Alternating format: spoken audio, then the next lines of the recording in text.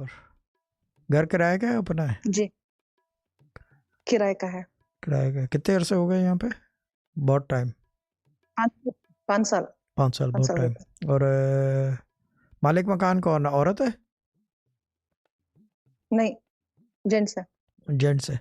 औरत कौन है? औरत ऊपर रहती है वो। अच्छा, वो वो ऊपर कौन है?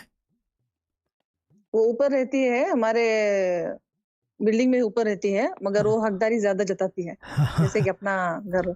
यही यही चीज़ है कि this is the thing, this is the thing, this is the thing. ठीक है, डजंट मैटर, लेकिन हम जस्ट क्या कहते हैं उसको, इसको कहते हैं, इसको कहते हैं कि क्या कहते हैं उसे,